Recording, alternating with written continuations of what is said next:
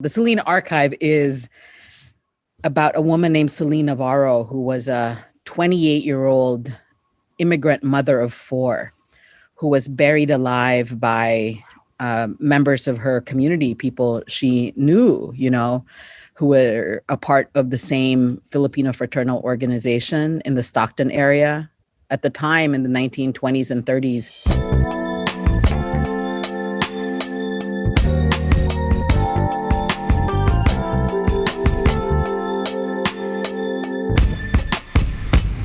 Welcome to This Filipina American Life, a podcast that explores the nuanced experiences of Filipinos in the United States at iba pa. My name is Joe Bernardo, and I'm joined by my fellow hosts, Ryan Carpio, Elaine Delalis, and Mike. Producer Mike. I was just freaking out because your eyebrows are like moving independently of you, Elaine. Oh, they are. Huh? Look. Now they're on your hand. I'm having fun with Zoom filters. Yeah. That was a nice. I don't have any filters. How was that? That was a nice intro. Oh, thank you. I wish I had the Zoom filter so I can have hair again. Oh yeah, That'd be I'm cool. trying. I just wear hats. It's a filter, not magic, Joe.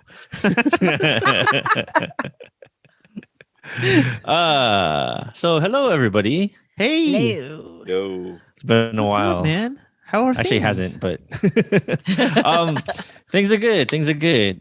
Who is our TFAL of the episode, Elaine? TFAL of the episode is Jan Santos. Don't know. who Jan is. Santos or Jen Jan Santos? Oh, Jan. Oh, Jan. Jan. Jan? Yes, Jan Santos. Jan, No, I know like Jan. January. Okay, Oh, Jan, like Alice Jan. Yes, exactly like that. and Jan. Nanjan. And Jan. Thanks, Jan. As we make fun of your Jan. name. Seriously, dude, we're awful. We're awful. These are our Patreons. The worst. Seriously, thank you Yeah. for supporting us. This is great. Absolutely. Yeah. That's awesome. Thank you so much, Jan. And what? Any other business? No, we're good. Okay. Yeah. Cool. Oh yeah, we don't have The voice. No business voicemail. of No this voicemail. episode- No Episode. voicemails. The business of this episode is we are Monkey. going to. Oh, yeah. Monkey business. Monkey business. That's all the time. Yeah, But today we are going to talk to Celine Parenya Shimizu. She is the filmmaker of an upcoming documentary called The Celine Archive. And it's about it's a story exploring the crime or the murder of Celine Navarro. She was a Filipina immigrant woman who was murdered by other Filipinos who were members of the fraternal order back in 1932. What? And- What? Murdered? Yes, murdered. Apparently, seven God. seven Filipino men and women kidnapped her and then accused her of being like an adulteress, stealing from her husband. They made her crawl on beans and then What stoned the- her, right? And then buried her alive in Jersey Island, which is just outside of Stockton in Northern California. Oh my God. I wanna Yeah, so play it's the crazy. That's some Mysteries. crazy stuff. I want to Oh play my the goodness. Unsolved Mysteries theme right now. And then be Oh like, my gosh. Yeah, so it's a crazy story. It happened way back when, and it's not really talked about in Filipino or Filipino American history, but it's an important story. And Celine, who's also a professor at San Francisco State and director of the School of Cinema there, she created this documentary, and it's going to get released this week. Yeah. Awesome. On the day that this episode is released. Oh, Right? Is it the day? No, maybe October the day before. 1st. I you mean think so. today? Oh, I mean, yeah, the day after this episode is released. Well, on October 1st at the Los Angeles Asian Pacific Film Festival, if you buy a pass, you can screen this film.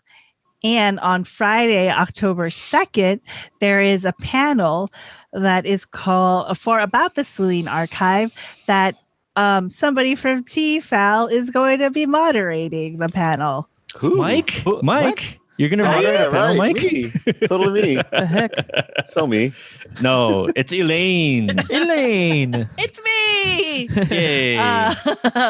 So listen to this episode and then gather some questions, I guess, and then come to the panel. It's Friday, October 2nd at 2 p.m. Pacific time. And there will be a Q&A as part of the panel. I'll be interviewing Celine Shimizu, our guest, as well as family members who are featured in the documentary. Family members of Celine Navarro. Of family members of Celine Navarro. Yeah. It's very confusing because they're both named Celine, and I know that there is an overlap because that is what's the connection, but it is also confusing about talking about them. Yeah. So next we are going to interview Celine, and she's going to give us more about her documentary, The Celine Archive, which will be out soon.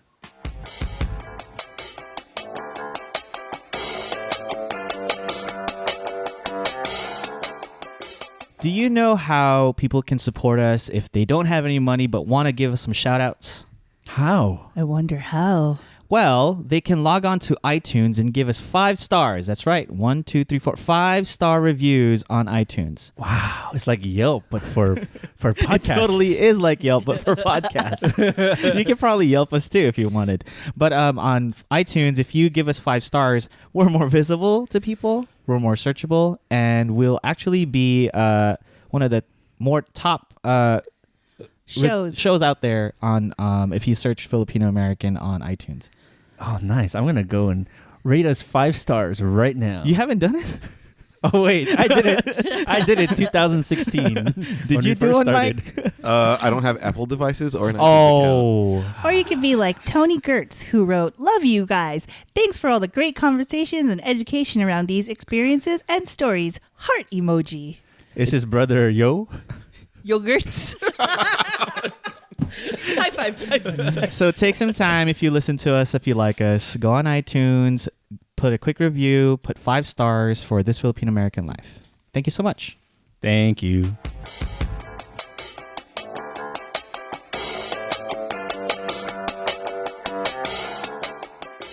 And we are here to talk to Celine Shimizu. She is a professor Yay. Pew, pew, pew. and director of the School of Cinema at San Francisco State University. State. It's funny because you've actually taught at both of my 2 of my alma maters, but I've never coincided with you teaching. So I was at Santa Barbara right before you actually went there to teach there, and then I left San Francisco by the time you started teaching there. So Like 2 ships. I've never had you. I've never had you as an instructor. So funny, but we met at Asian American Studies conference, right? Yeah. A big history panel, and it was amazing.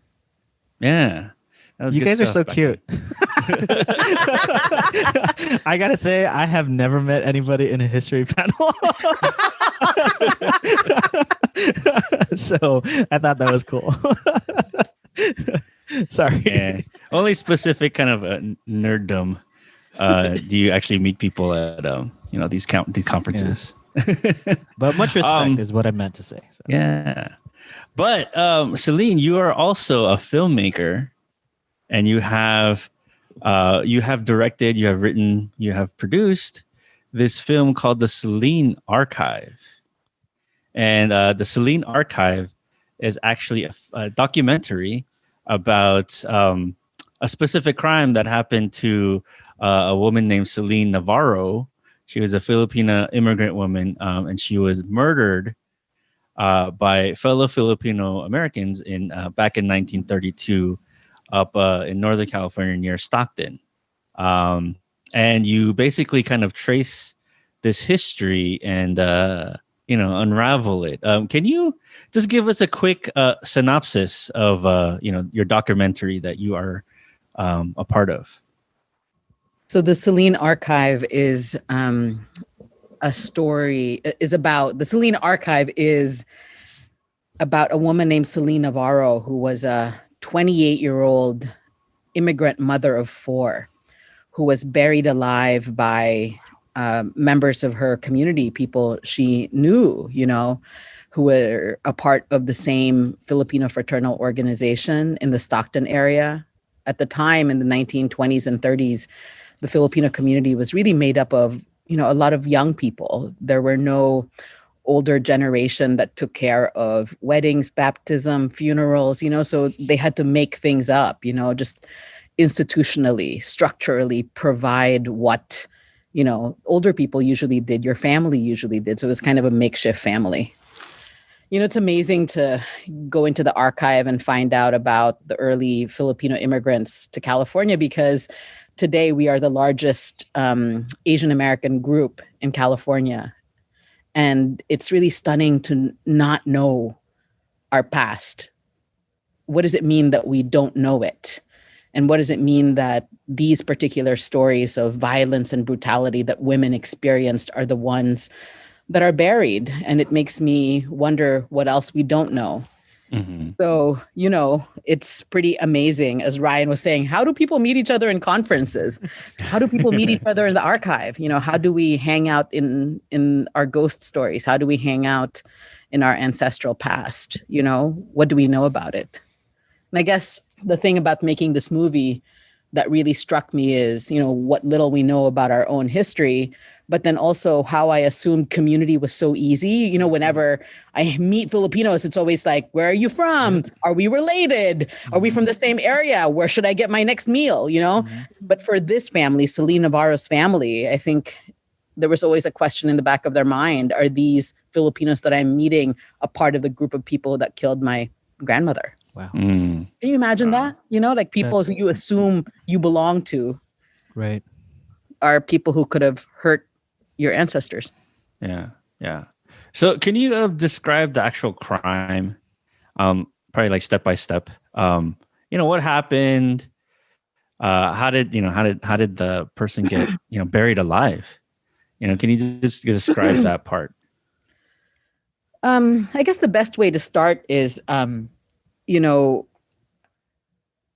it's so hard to find stories of Filipina American women in history. And the usual justification was that by the time Filipinos were starting to come here, and the population of Filipinos in the 1920s and 30s, California was like 30, 40,000, Mm-hmm. And the gender ratio was 1 to 14. So 1 woman to every 14 men.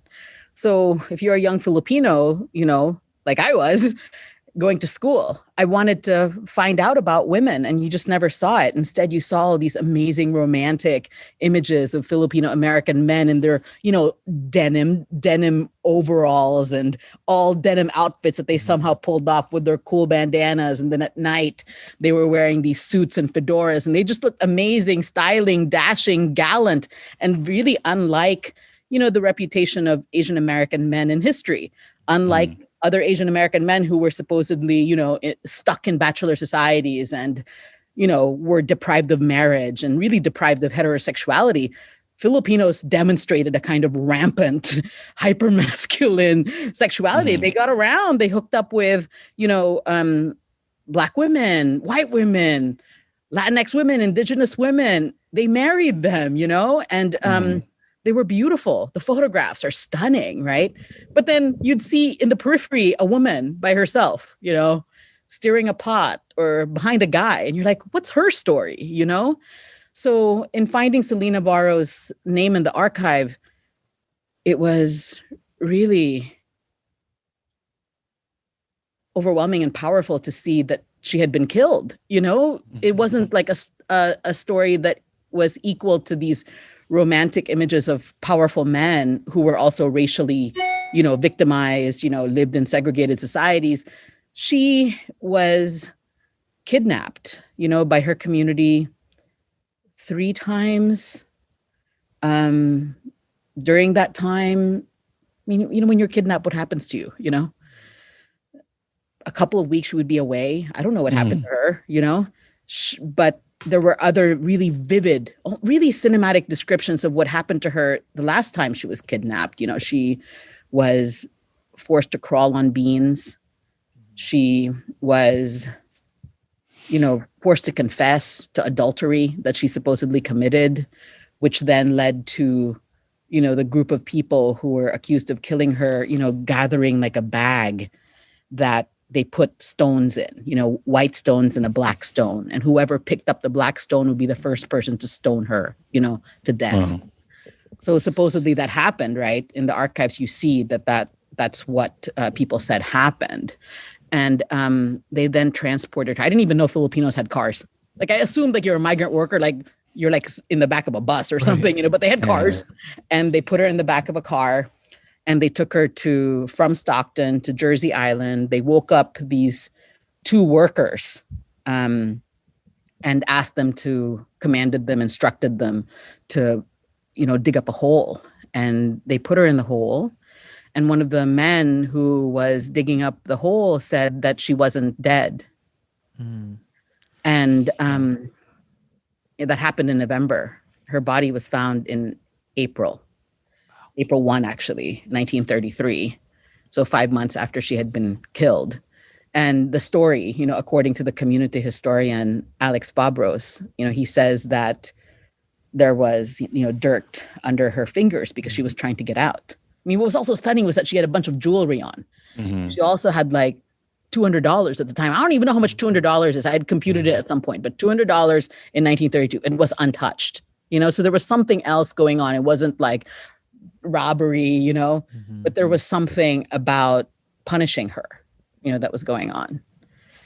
So that's the main story that you find about her, really, primarily in the archive, was this accusation of adultery, and then this need for the community to punish her. So it really struck me as a kind of a story about moral punishment, that she had somehow betrayed the laws of a community that respected marriage, right? Because she was married.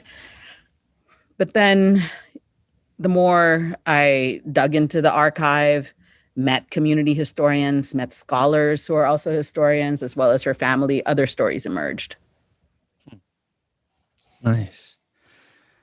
Go ahead. So Go ahead. this archive, so in the film, like Alex Fabros, right? That's his name. Mm-hmm. He states that this is a tale that people know, or like this is a story people know in Stockton, right? So like, it makes me think of like, I grew up in Los Angeles, right? And I'm not Latinx, but I know the story of La Llorona, right? Like we all know about the crying lady who supposedly killed her children. And right. like, I have no idea what that's based on. So like, is Celine's story in Stockton like a similar story? Like, is it a tale that they tell children to be good or something? And then like, what these archives that you went to, like how did you go from like researching the archives to then turning this into this documentary? Yeah, it's striking, right, that being a Filipina immigrant woman with a French name is so weird, right? And then to find this other Filipina woman, in the 1920s and 30s, who's also an immigrant woman with a French name, it's just strange, So when my sister, Rosel Pereñas, who's a professor at USC, a renowned sociologist, discovered her story, it was during, one of her research papers, a classic essay actually called White Trash Meets the Little Brown Monkeys. And it's about white women working at the taxi dance halls, meeting up with Filipino men. White women who were dancing with these brown men were considered, trash. And Filipino men at the time were called little brown monkeys, part of this narrative of Filipinos are unable to govern themselves. They're not, eligible for the kind of American citizenship, that we expect. So they forged an alliance, the white women and the Filipino men forged an alliance in the taxi dance halls. So my sister found her name and just numerous articles, about the story, this woman who was, buried alive, and then the trial, and the people were acquitted. And I remember she came back to me and was, kind of spooking me out and saying, there's this woman named Celine, She was buried alive. She's going to come after you tonight when you're sleeping, like that, you know? And, we're both immigrant women, my sister and I, right? And so growing up in the Philippines, our ghosts are not like Casper the Friendly Ghosts. No, like they're our not. ghosts are, like Capre, like White men lady, who are- white who are lady. treated- yeah, and also especially the manananggal, like the woman whose body gets cut in half and then flies with the top of her body and then hangs out on top of the roof and with her big tongue like sucks out the fetus from pregnant women. I mean, like super vivid, violent, like slurping delicious livers and things like that, And so I really thought of this woman as a kind of Filipina ghost that traveled across the diaspora, across the ocean to follow around Filipino Americans to also scare them in the same way, we get scared in the provinces. So it wasn't just my sister who kind of talked about her as a ghost, I mean, because it's so particular to our relationship as sisters.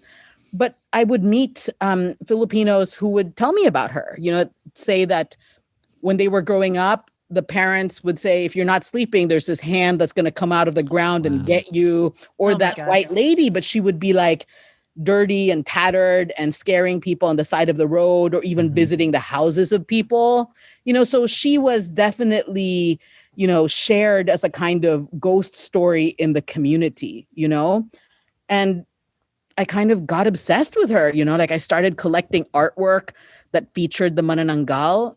And I remember just kind of exercising my eyes to dare myself to look at the manananggal paintings and other things that I got and bought, just so that I would train myself not to be afraid of the story.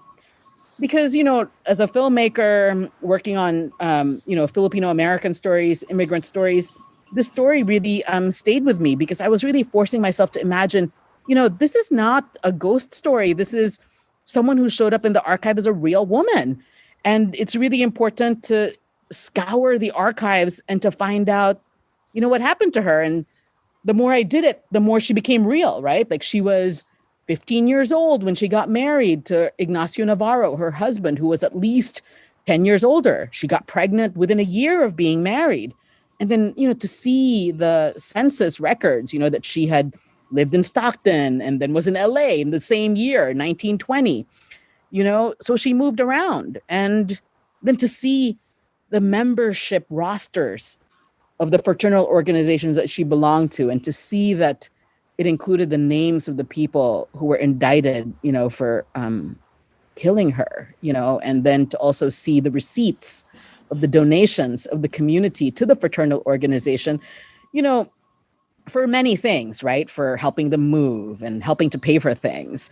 But there were also records and evidence that the Filipino community at the time all banded together to donate money to pay for the defense of her indicted killers.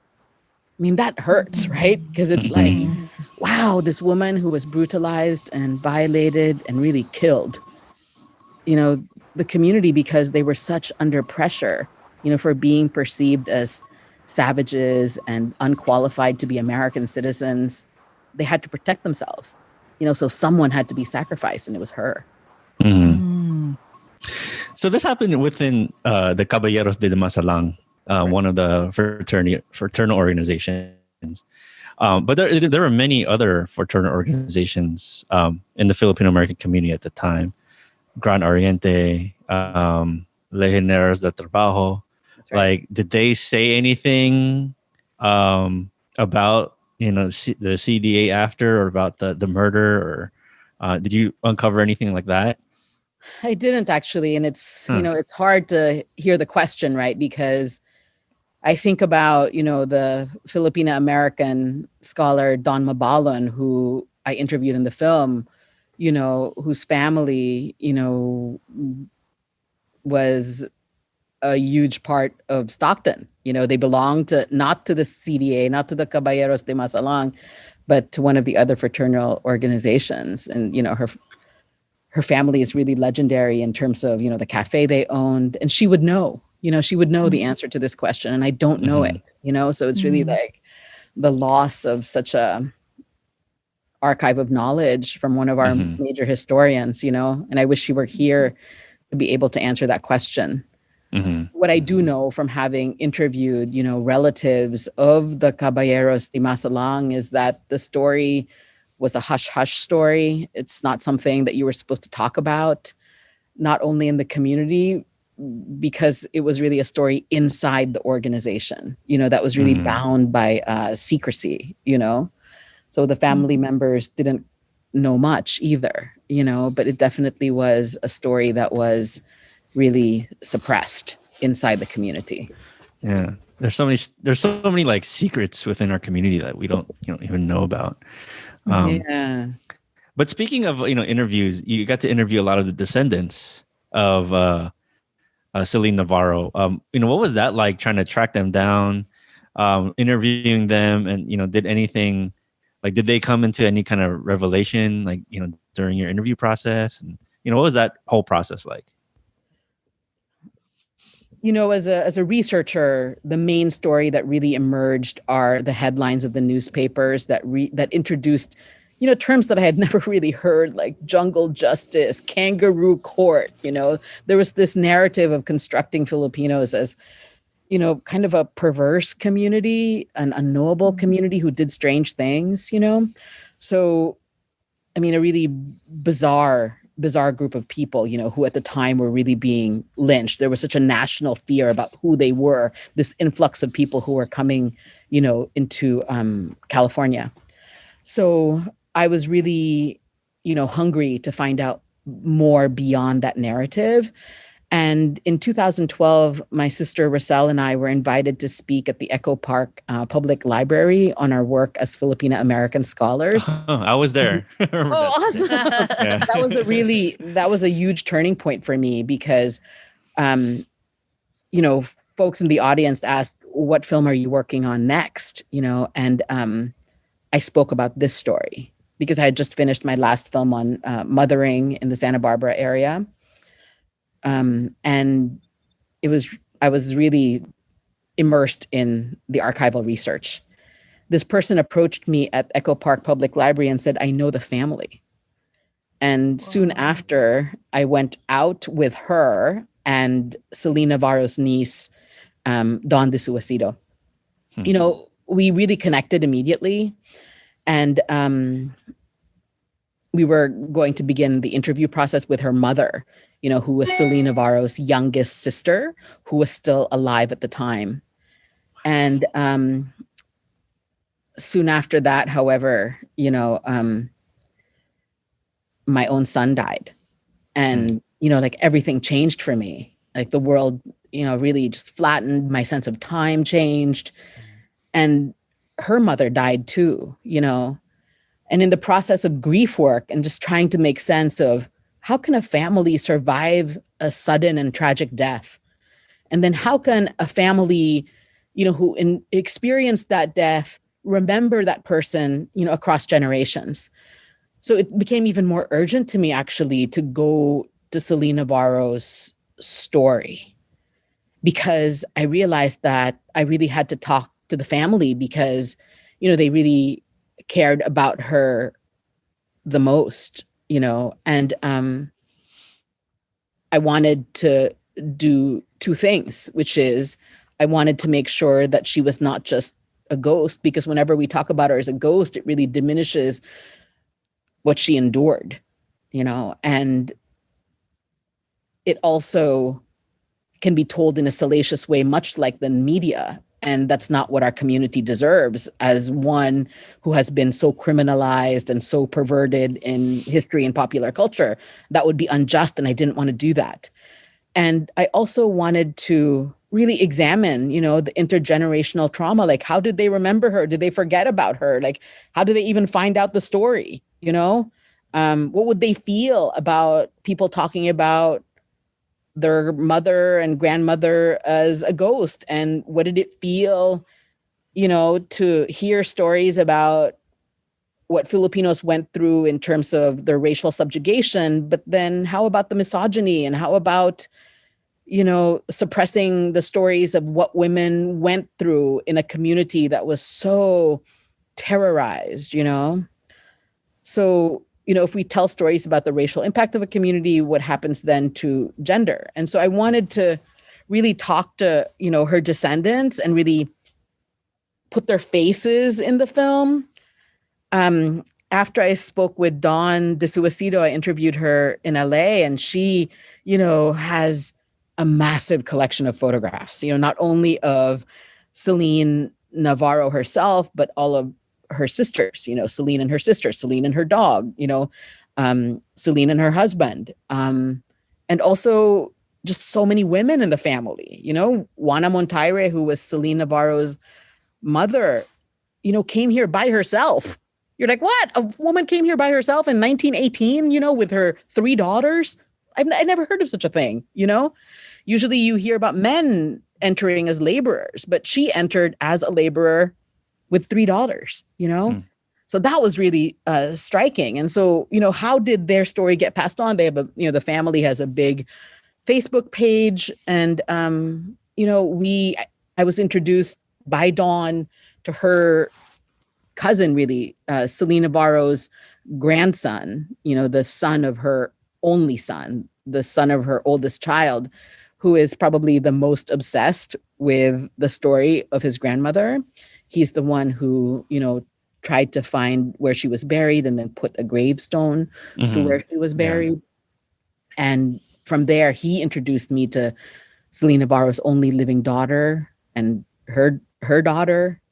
And then I brought them together with scholars and community historians who had been living with their grandmothers and their mother's story for 40, 50 years, when Alex Fabros published the story about Celine Navarro in 1997 in Filipinas magazine, that was a huge event for the Navarro family because it was a story that was whispered to them and they didn't quite know if it was real. And it was the very first time that it became real to them, because it was written in a publication, and they passed that magazine around to the entire, family. And it became a validation of what they learned, I also was very fortunate to have met Dorothy Cordova through the introduction of Don Mabalon, the historian. And there, the historian, Dr. Dorothy Cordova, executive director of the Filipino American National Historical Society in Seattle, had these, cassette tapes of when Celine Navarro's sisters visited her in 1990 when these women were in their 80s. And much like, Celine Navarro's daughter and granddaughter and grandson, her sisters talk about Celine's death like it happened yesterday, during these tapes. And, they're these really well-spoken women, and in the archives, there was recordings of their beautiful penmanship and their amazing spoken English, like they were really lauded. This family was lauded for, their handwriting, their speech, and their beauty, and they spoke in such a dignified way, these 80-plus-year-old women in 1990, and speaking about how Celine Navarro, and this is the story that emerged that was so different from what was in the archive, which was they said that one of the senior members of the fraternal organization was after Celine sexually. And her husband, who was a bit of a deadbeat, her sisters did not like him, encouraged Celine to get with this man in order to advance his own stature within the organization.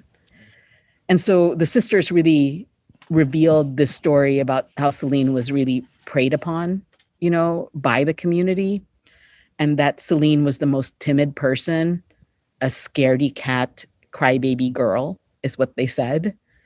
And this is really different, from Dorothy Cordova and her sisters presented this story.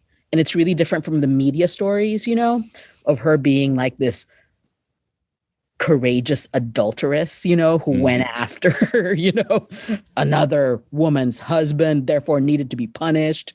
And it's also really different from the other narrative that emerged that really is being presented by scholars like Don Mabalon and the sociologist of immigration, Rick Baldos. They say that Celine Navarro was actually, a pioneering Me Too, Time's Up kind of feminist, She testified in court against 4 men who had beat up another Filipino man who was defending a young white woman from a known abuser in the community, and these 4 men, through her testimony, were imprisoned in San Quentin. And this act of speaking was a betrayal of the community who really relied on loyalty. And so Celine Navarro was a courageous woman, a brave woman, right? So already, like, there are these 3, stories, right? Like, she was such a heroine to a pioneering Me Too, Time's Up feminist, who spoke up boldly, courageously, and stood up against this community that's supposed to help them, And then the sisters are saying she was preyed upon not only by her husband, but also by the community in a sexual way, that there was a kind of rapacious force, that was after her.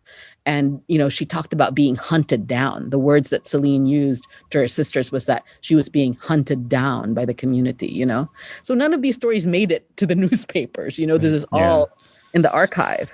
And then, the final story from the family, I think, is, a sense of gratitude at her bravery, They consider her someone who was really selfless, like there are stories from the community that say she was like a babysitter and she did a lot of jobs in order to provide for her family because her husband was either like riding a motorcycle up and down California, being cool and looking good.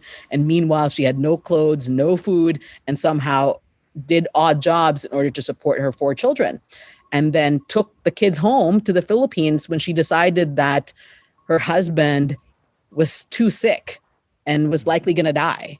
And so she took the kids home to the Philippines and then came back planning to take him home. But during that time was then kidnapped and killed. Wow.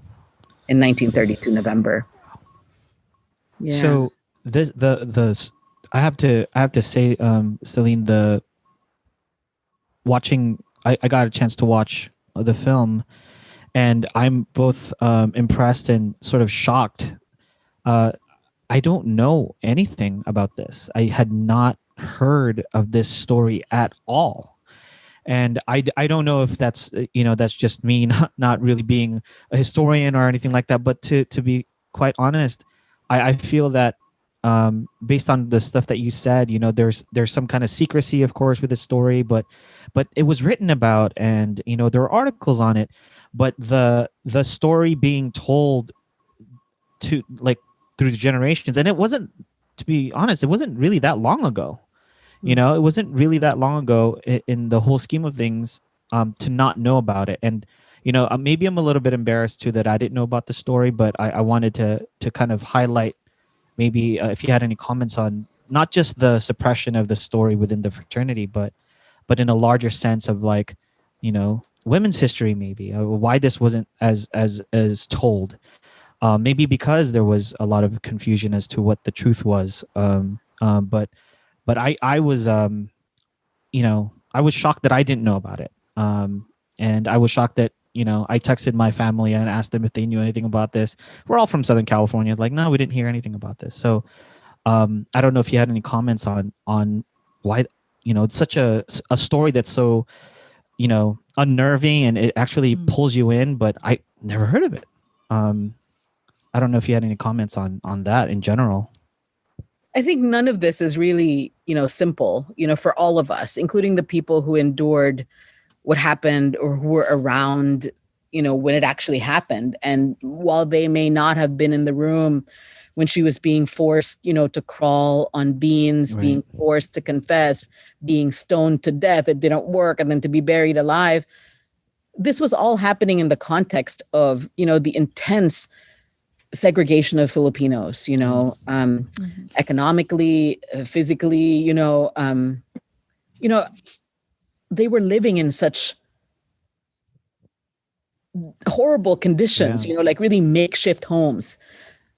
And these homes were being torched and burned, and Filipinos were being lynched, at the time, right? And there were race riots because there was this accusation that Filipinos were taking jobs and also getting together with white women, Wow. So they were a threat. So I think it's really important to remember, how people were living, under those conditions, really precarious citizenship. You know, I mean, what's so stunning about this story is that through one family, we can see the entirety of American history and institutional racism and white supremacy bearing down on Filipinos. You know, Asians were excluded at the time, you know, when they came, and it's really strange to see that Celine Navarro was like able to go back and forth, you know, to the Philippines and the US. You're like, how did she do that? It's so far away. There were no airplanes, you know, she was just boating it back and forth. And then, you know, when she died in 1932, you know, Filipinos were still considered nationals, but then the Tidings-McDuffie Act happened, and then Filipinos were independent, and they couldn't come back, and they were excluded, you know, and the kids, you know, were poor. They didn't have resources. They barely knew that they were American. You know, the oldest kid was 11. The youngest kid was 2. They didn't really know what was going on, you know, and they didn't have any money. They couldn't just come back, you know. So they were not able to come back until after World War II. How did they survive World War II as orphans, you know? And they came back post 1965 when Asians were able to come in again, you know? And so there's not a lot that we know, but through this family, we can see what happened. Then the second part, I think, is, you know, I can't even imagine the conversations people had, because they felt so criminalized and you know, excluded in the society, and they somehow had to make it. Yeah. The community had to make it through, you know? Yeah. And so I think that there was a decision made, which is this one person had to be sacrificed. She had to go. She was dead. They scapegoated her because she was, it's like the narrative of like immigrant exceptionalism, or just like BIPOC exceptionalism in general. Like, you're not allowed to be a nuanced whole human being person. You know, you have to be like, you're already trying to struggle and survive in this country. And then it's like, oh, but if you're challenging the narrative of us being a good group of immigrant workers who have like a good community and blah, blah, blah, we got to get rid of the person who's going to taint our community, essentially. Right. Like, and so it's like her one story is an example of what that, like, I don't know, like, I thought of, like, in high school, you watched that, or I had to do this play or read this play, like The Lottery, you know, like every drama, like in high school drama, you always have to read this play called The Lottery, where it's essentially you pick the lottery to see which one of the 100 people in the town is going to die. Yeah. I think that's the whole point of the play. That's Shirley Jackson's The Lottery? Yeah. And like, when I was watching this, it felt like she had lost the lottery. Yeah. I don't think it's an accident, though, that she was a woman, you know? Oh, absolutely not. Yeah. Like, the depth of the misogyny is exactly, you know, what we need to talk about, you know? Like, how did, like, so many people, I mean, 7, 8 people were arrested, but the numbers, you know, shift. Sometimes it was 10, 13, 14, a lot of people against one person, you know? Yeah. And, I mean, what did she go through? You know, why did all of these people feel like they could do that to her, slap her, beat her down, you know, and everyone bury her alive. Yeah, everyone in the room was agreeing. And, you know, it took hours to drive, you know, from, I mean, how long does it take to drive in the cars that they had at the time from Stockton to Jersey Island? You know, I mean, when we as a crew were scouting the location, it was spooky, you know, because I didn't yet know, like, you know, we had the coordinates of where she was buried. And I was driving with my student, and we got there, and it was dark in the middle of the day. I think we got there at noon, but it was dark. And there were like these strange dead looking birds that were flying towards us. And we were like closing the window, you know, and it just really felt like, is something after us, you know? And I don't even know why I'm telling this to you, but it was really scary and spooky. But when we brought Henny to the boat, everything was beautiful. Everything was like light and bright. And there's something, you know, that I really learned from the family, you know, which is they continue to struggle with, why are we bringing this up? We need to be able to endure. This is a really horrible story, you know? And, you know, when I screened the film to them right before we locked it and finished it, you know, many of them, you know, told me that, you know, this man who's my age, who's one of her grandsons, told me that his entire life he had heard this story, and it just bore on his shoulders. And after he saw the film, it was lifted, you know. And the women, you know, talked about how there was such a, you know, reclamation of a different kind of person, you know, that it wasn't just like an adulteress, a silly adulteress, you know, who was reduced to her sexuality as a woman. But then there's this other possibility that she was a pioneer of the Me Too movement, you know, and there's this other possibility of her being preyed upon and nowhere to go, you know, but still somehow under those conditions saved her children, you know. So her whole life opened up, you know, and in a sense they could choose, you know, the legacy that they were going to take up in terms of, you know, what she left behind. But in, you know, to return to Ryan's question, I do believe that the reason why, you know, this story has been difficult to talk about is because we continue to be, you know, targeted as a community. You know, we have high rates of COVID deaths, for example, like even in my own family. And why is that? You know, like what is it in our community, you know, where we are disenfranchised, and, you know, work in the health industry, you know, like what is happening, you know? And so as we undergo these, you know, racially impactful kinds of experiences, what then happens to stories of women, you know? And so I think we always ask ourselves that, you know, like when I think about like what it means to grow up as a girl in a Filipino American, you know, household or in a Filipino American family, you know, just like the violence that girls have to undergo, or knowing that your body is not yours, being measured for your beauty, being measured for your object status. I mean, this is something that girls live with, you know, trans women, cis women, we live with it in our community, you know? And so I think these are ongoing problems, and there are decisions we continue to make on whether we're going to make room for these stories, you know, like as someone who works in higher ed, you know, and works in Asian American studies and works in cinema studies, you know, I have students who really discover Filipino American history. Like I have students, you know, who I work with, like from the East Coast, for example, and they want to come to California because this is the origin story, right? Like the central coast of California, the romantic image, you know, of these men in suits dancing at night, you know, $1 a day, 10 cents a dance. And then they ride on motorcycles up and down, imagining, you know, like the backbreaking work, but somehow the farm workers movement, going to school, these stories of men, you know. And so Celine Navarro's story really changes how we experience traveling up and down the coast, you know? And I remember when I found out her story, I thought like, wow, she was traveling up and down this coast. She was buried in Central California, you know, and she lived in Stockton, you know, for a long period of time. And I really hope, you know, that her story changes that romantic image, you know, of the Filipino American immigrant man who needs to be celebrated because of his sexual prowess and conquest of women, you know. What about women's experiences? We are so unfinished, you know, we're so not done. There's still so much work to do in the archive, and there's still so much work to do in our own households, you know, when it comes to the potentiality of women and the herstory of women, you know, in our community. Well, I know this is a documentary, right? So this is very like a nonfiction idea, but I just want to put it out there. Like when I watched the film and I was reading her about Celine, I totally got it. Like I was like, this story could totally be a series on because there's an AMC series right now called The Terror.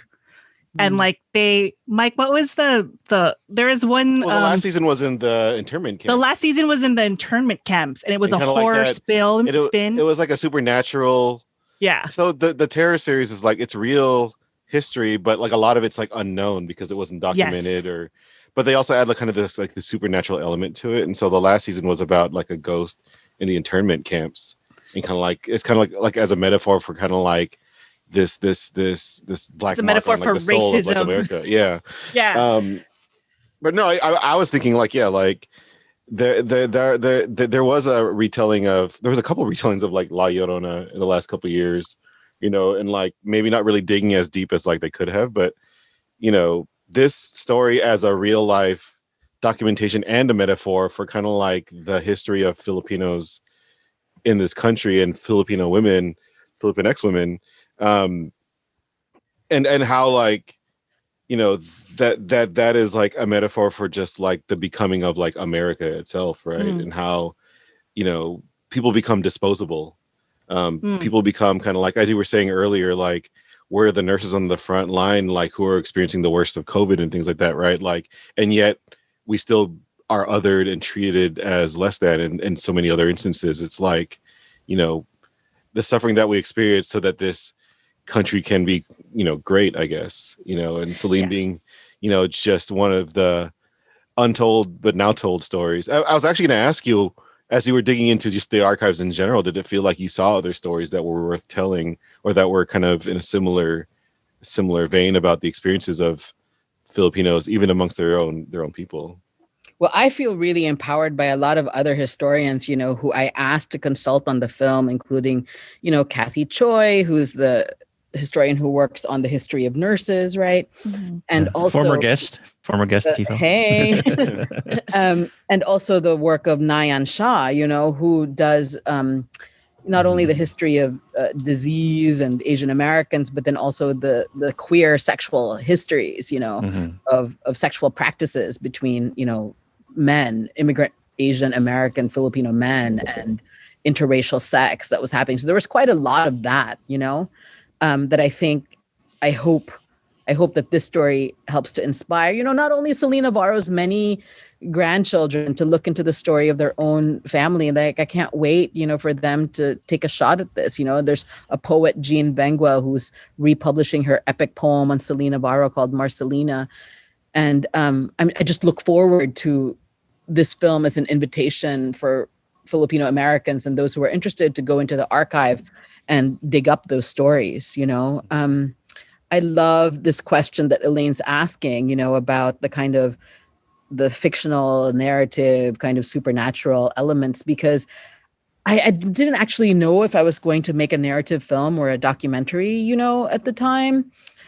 And Celine Navarro's family, the most gorgeous, just good looking people, extremely fit, like all of them, like, teens to in their 60s and 70s. You're like, what potion did you drink that you all look like vampires? Just gorgeous people. And doing push-ups. Yeah, doing push-ups. Like, oh my God, I didn't understand that. I was like, is this a thing? Is that what you're supposed to do? It's so interesting, right? But they really wanted it to be like a tribute to her strength and endurance that she passed on to them. But one of the surprising things I think I found in the archive, Mike, that I didn't expect, was that there was this, and this is not where I want to go in terms of a fictional story, but I think this is where Hollywood would go in terms of this fictional story, is that there was this young economics major. I can't remember if he was a grad student. I think he was a grad student at Berkeley at the time. His name was James Earl Woods. Yeah. So he was obsessed with Filipinos. He interviewed, people on the train, people who worked in the hotels, people who worked in, as migrant farm workers. He interviewed everybody. He was obsessed, And in his file, there was a ton of Celine Navarro stuff in there, So you could see like that they could cast like a white person, who would travel these gorgeous scenes, of Filipino American early history, but that's not how I want the story to be told. I want the story to be told, from, and some people are already doing it, right? Like the Apple the App series on Bebot, it's so cinematic, right? Like dancing in the taxi dance halls. I mean, they were not doing the electric slide, but they were doing things like that, right? Like Filipinos dancing and just all styled up, and just the composition of the bodies on the fields, the backbreaking work, the low pay, some of the work that Kayo Hata did in Picture Bride, right, in Hawaii, right? The interethnic conflicts, that happened between people, like the imbricated Chicanx, Latinx, Filipinx histories of labor, in California. There's so much to be done, I'm just saying, if there is a screenwriter out there who's listening to this episode who gets inspired, perhaps give story credit to Elaine Delalis from This Filipino American Life and Celine Perenya Shimizu for her film, The Celine Archive. I'm just saying. I mean, if we could get that credit, I wouldn't mind. No, that would be an amazing narrative film. If Yeah, someone so I does that. definitely was debating it, but ended up this way because I really wanted the family to be in it, But if you read the documents, the things that people said, whether in the courtroom or, in talking about her, I mean, you don't really need a screenwriter even, it can just be so historically accurate in terms of like what people were doing, like around the courthouse, hiring, because the fraternal organization was able to collect so much money from its members, they were able to hire two very powerful lawyers, who then got them, acquitted, right? And, the archive had all these very vivid stories about where people stayed. If you think about this, this is all happening to people who knew each other. The person who got killed was known very well by the people who killed her, so they were, all around the courthouse in a specific way, like hanging out in particular buildings. So you could really map out what was happening on those streets, and going for the first time to Jersey Island, I never even knew. I mean, we see so many stories about, water, in the South. And I just never even knew that about Jersey Island and how far the bay went all the way to Sacramento, and just how that place feels, how ghostly it feels. When we were shooting at the boat, it was so strange because there was a seal following us the whole time. And the seal in the water looks like black hair. So it looked like, oh my gosh, looked like Celine was swimming behind us. Oh my God. I really didn't want to dishonor. Like I didn't want to say, "Oh, here she's a ghost. It's a ghost story." I really wanted to avoid the kind of ghost story, narrative. But that definitely happened. We gave her lumpia, in the water. Yeah. But we didn't shoot the seal. We didn't want that to be in it, because oh my God, I can already picture it. And then a hand comes out of the water and it grabs you. The music of the film actually got me a little bit. I don't know who did the music. I didn't get a chance to. Theo look at the Gonzalez credits. did. Wow. Yeah. Oh, really? Oh, okay. Yeah, the legendary Theo Gonzalez, I didn't know. Yeah. Yeah, So he works at he was a professor for a long time, president of the Asian American Studies Association, but now works as a curator, for the Smithsonian, putting together the Prince exhibition, I got a little bit of goosebumps because it had like this like Unsolved Mysteries kind of feel to it, and when I was a kid, Unsolved Mysteries scared the heebie-jeebies out of me. So the music of the film was spot on. It was good, even if like that, just that element of like mysticism and the element of like mystery was actually pretty good. So I just wanted to say that because it creeped me out a little bit in a good way. Collaborations, between, it's primarily a BIPOC crew, right? And Theo Gonzalez, is a professor of American Studies and also a musician and a composer. He's composed all the music for all of my films. So we've been working together since the 1990s. I can't even do the math. It's like 30 years of working together. And collaborating with Dan Chen, who's the cinematographer, John Ayon Alonso, who is the editor. And I think there's one collaboration that's particularly special to me, which is in 1994 to 1996, there was a group of 200 primarily Filipino American students in the Asian American Studies department at San Francisco State University who were digging up the archives and found her story, and insisted,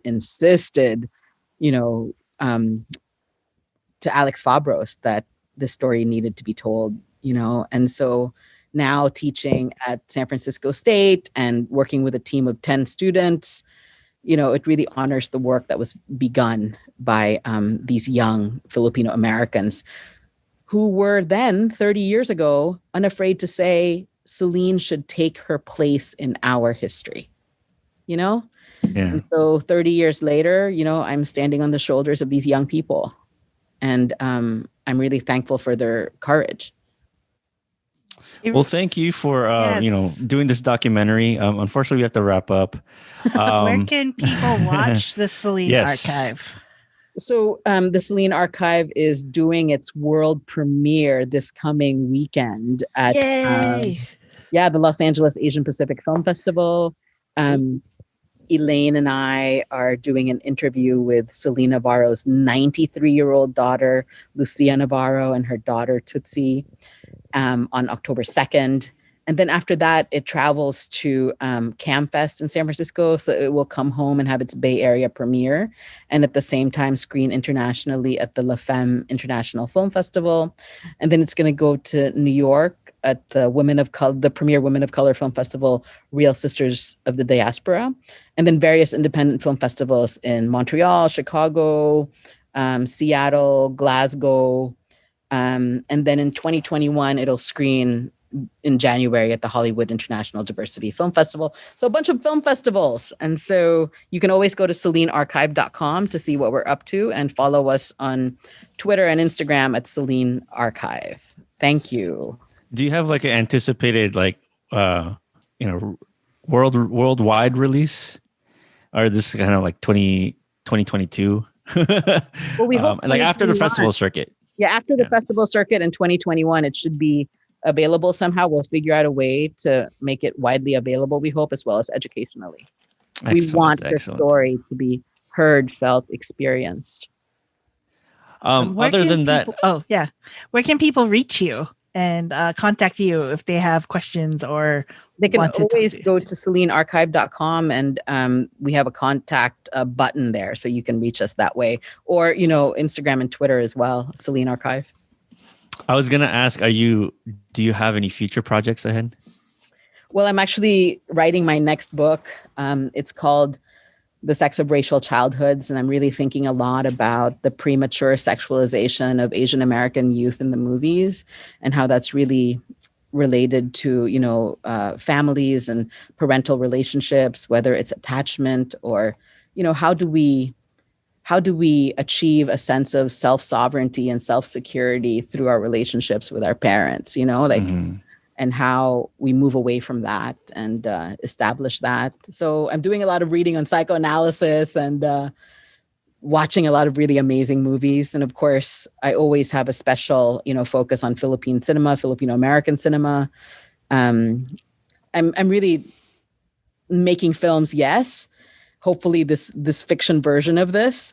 But then also one thing that really makes me unhappy is that not only do we have not as many Filipinos and other BIPOC people making films, but this problem is also rampant in the site of scholarship and interpretation. The people who are interpreting our films and writing about our films are predominantly, not BIPOC folks. And so it's really important to continue to work in as many fronts as possible so that we can have more just representations that includes both the beautiful things we do and the ugly things we do, everything in between. Oh my gosh, that book topic reminds me of a scene in an Elvis movie called Girls, Girls, Girls.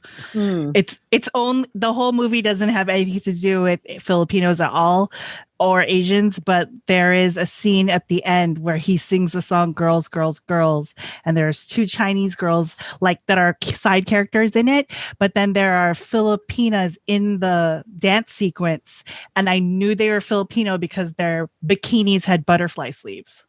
Or their outfit did. And I latched onto that as a child because I was like, they're Filipino in this Elvis movie. And my parents actually had told me about that. And then I'm just like, oh, and it's like the sexualization of Asian people. And I'm just like, oh my God, I just wanted to give you that because that has stuck with me in my entire life. Because, if we're lucky, life is long. And we can do many things. So, for the past 3 years or so, I've been in charge of teaching Introduction to Cinema, to our students, 1,100, strong in the School of Cinema. So every semester I have 120 students and I teach Intro to Cinema. And I really tried to teach it not as a white male canon, which is the way it's predominantly done, in the world. And, I teach Citizen Kane, of course. I love the film, but it's also striking to me how there are so many people of color in it. There are Filipinos in Citizen Kane, They're valet parking though, So it's really interesting to think about what's happening with, how we understand cinema itself, whether it's the most classic films, are they populated with people of color? Like, how can you have a world that doesn't have people? How you can have an all white world in movies? Like, where is that? And so I think a lot about that, and how there's so much still to be done in cinema studies, and in cinema production in terms of race, and how there's still so much to be done in terms of gender, in terms of Filipino American studies, etc. We have so much work to do. And I'm so happy that you have this really fun podcast. So everybody who's listening, write this fictional Celine the Terror series and give a story credit, but also become a cinema studies PhD to join Celine. It's not too late for you, Elaine. No, I'm done. I don't want to go to that I'm so obsessed with right now, of course, is Lovecraft Country, right? That's what it could be that too. Yeah, but look at us, right? I mean, like, we haven't seen Manananggal yet, right? Yeah. Here. That could be cool. Yeah. So many things. Yeah. Story credit. This Filipino American life. That's what I'm saying. Well, thank you so much, Celine, for joining us. Thank you again. Thank you. Thank you for your work. Thank you. Again, go to the CelineArchive.com. That's right. Yes, to check it out. And thank you again. Thank you, everyone. This Filipino American Life is produced by Michael Nailat. Our intro and outro music is by Roger Habon, aka 10.4 Raj. Resident reality checker Girly Colado, legal advisor Rianne Fajardo, and graphic design by Vincent Collyer.